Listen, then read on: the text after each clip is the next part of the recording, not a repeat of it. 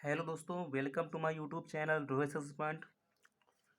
दोस्तों, जैसा कि आपने थंबनेल में देख लिया होगा कि हम किस चीज़ के बारे में आज बात करने वाले हैं। दोस्तों, आज हम बात करने हर एक डायनेस्टी के बारे में, हर एक वंश के बारे में। जैसा कि मैंने पिछली वीडियो में बता दिया था कि महाजनपदों का उदय कैसे हुआ था, और बिम्बिसार के बारे में मैंने कुछ बताया था, और महाजनपद की जानकारी कहाँ से प्राप्त होती है। महाजनपदों के महाजनपदों को द्वितीय नगरीकरण के नाम से जाना जाता है, मैंने ये भी बताया था। और ये महाजनपदों के बारे में जो जानकारी प्राप्त होती है वो बौद्ध ग्रंथ अंगुत्तर निकाय और जैन ग्रंथ भगवती सूत्र से प्राप्त होती है।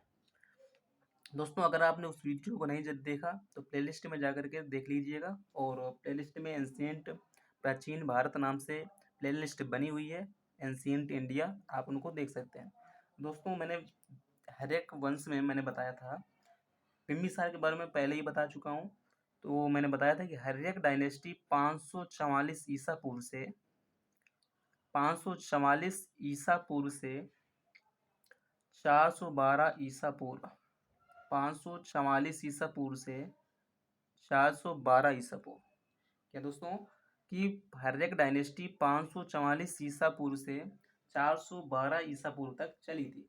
दोस्तों, अब जो मगध साम्राज्य था, मगध एम्पायर था, तो मगध एम्पायर का जो वास्तविक संस्थापक माना जाता है वो माना जाता है बिम्बिसार को। किसको? बिम्बिसार को। बिम्बिसार मगध एम्पायर का वास्तविक संस्थापक माना जाता है। किसको? बिम्बिसार को, real founder of Magadha empire. दोस्तों, इसकी राजधानी, मगध साम्राज्य की जो राजधानी थी वो थी राजधानी राजक्रय या गिरिव्रज। इसी को पाटलिपुत्र बोला जाता है, जो कि आधुनिक पटना है। दोस्तों, मैंने पिछली वीडियो में इस चीज़ के बारे में बता दिया था, थोड़ा सा रिवाइज करवा देता हूँ कि इसकी राजधानी राजगृह या गिरिव्रज थी, या पाटलिपुत्र जिसको बोला जाता था।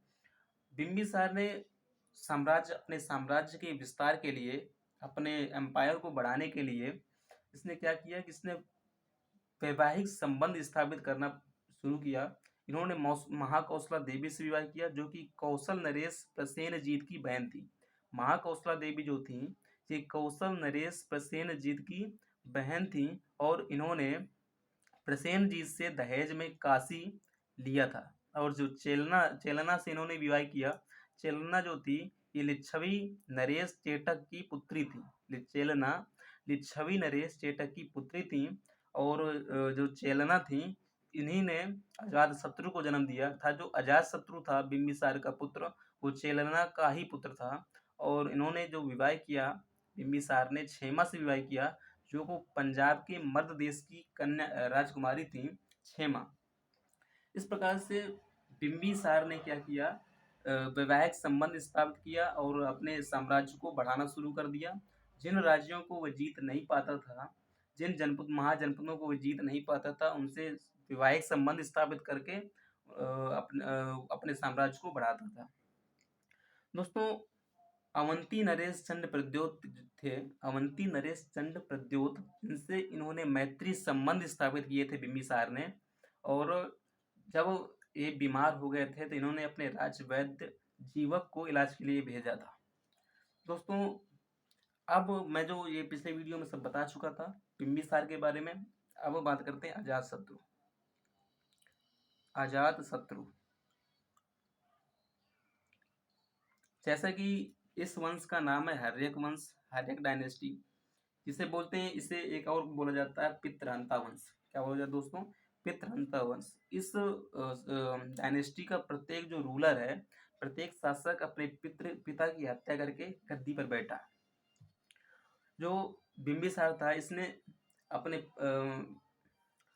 अजातशत्रु ने अपने पिता बिम्बिसार की हत्या करके 492 ईसा पूर्व में मगध की गद्दी पर बैठा था।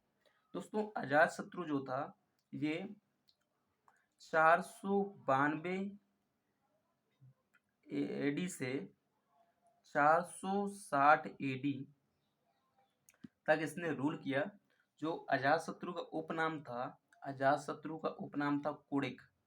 अजातशत्रु का जो उपनाम था वो था कुड़िक।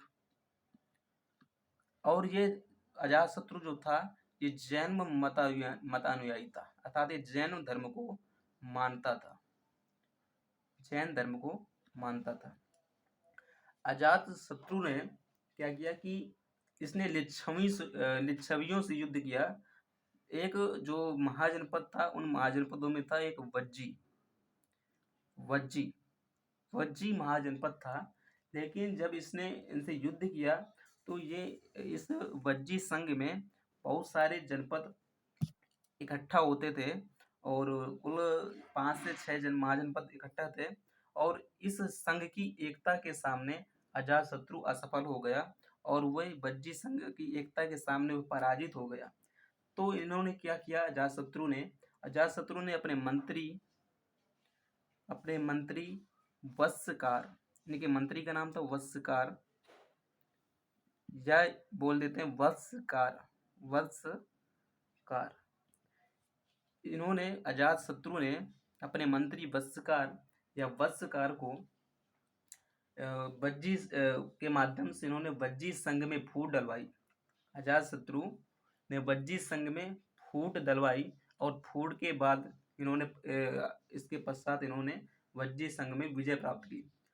तो अजातशत्रु था वो, उसने जो इस युद्ध में वज्जी संघ के विरुद्ध जो युद्ध हुआ था, इसमें 2 प्रमुख हथियारों का इसने प्रयोग किया था, 2 हथियारों का प्रयोग किया था। और वो हथियार थे रथ मूसल और महाशिलाकंटक।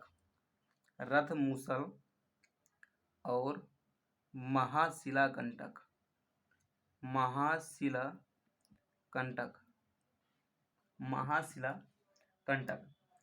दोस्तों अजातशत्रु के बाद अजातशत्रु की मृत्यु किसने की थी? अजातशत्रु की हत्या करके उदयन, अजातशत्रु का पुत्र था उदयन अजातशत्रु की हत्या करके गद्दी पर बैठा था। इसीलिए तो इस वंश को, इस डायनेस्टी को पितृहंता वंश बोला जाता है। दोस्तों अब एक बार रिवाइज कर देते हैं कि अजातशत्रु का उपनाम था वो था कुड़िक। अजातशत्रु का उपनाम, निकनेम जो था वो था कुड़िक। और अजातशत्रु किस धर्म का मानने वाला था? तो अजातशत्रु जैन धर्म को मानता था। और इसने वज्जी संघ में इसने युद्ध किया। वज्जी एक महाजनपद था जो कि कई जनपदों का मिलाकर बना था। तो इसके खिलाफ इसने युद्ध किया और युद्ध में वो इसकी एकता के सामने असफल हो गया। इसलिए इसने अपने मंत्री वत्सकार को उनको भेजा फूट डलवाने के लिए। और फूट डलवाने के पश्चात इसने वज्जी संघ में विजय पाई। और इस युद्ध में उन्होंने 2 हथियारों का प्रयोग किया था, वो था रथ मूसल और महाशिलाकंटक। दोस्तों जो इनका पुत्र था उदयन ने अजातशत्रु की हत्या की और गद्दी पर बैठा।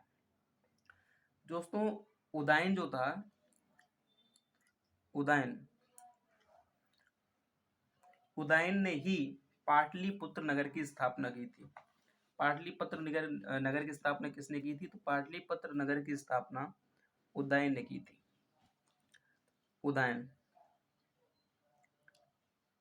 पाटलिपुत्र नगर की स्थापना की इन्होंने, पाटलिपुत्र, तथा उसे अपनी राजधानी बनाई। उदयन ने पाटलिपुत्र नगर की स्थापना की तथा उससे अपनी राजधानी बनाई। और हर्यक वंश का जो अंतिम शासक था ये उदयन का पुत्र नागदशक था। उदयन का पुत्र था नागदशक जो था ये हर्यक डायनेस्टी का अंतिम रूलर था। नागदशक को किसने मारा था? बात करते हैं तो नागदशक को उसके अमात्य शिशुनाग ने मारा था। और शिशुनाग ने उसको मारकर गद्दी हासिल की। और शिशुनाग ने फिर क्या की? शिशुनाग डायनेस्टी की स्थापना की थी। दोस्तों तो नागदशक जो हर्यक वंश का अंतिम शासक कौन था? तो हर्यक वंश का अंतिम शासक था नागदशक। और नागदशक को मार करके किसने? शिशुनाग ने शिशुनाग डायनेस्टी की स्थापना की। और उदयन ने कब से कब तक शासन किया था? तो उदयन ने 460 एडी से 444 एडी तक शासन किया था, रूल किया था। दोस्तों आई होप कि आपको वीडियो पसंद आई होगी। वीडियो पसंद आई हो तो लाइक शेयर कमेंट और सब्सक्राइब करना न भूलिएगा। जय हिंद।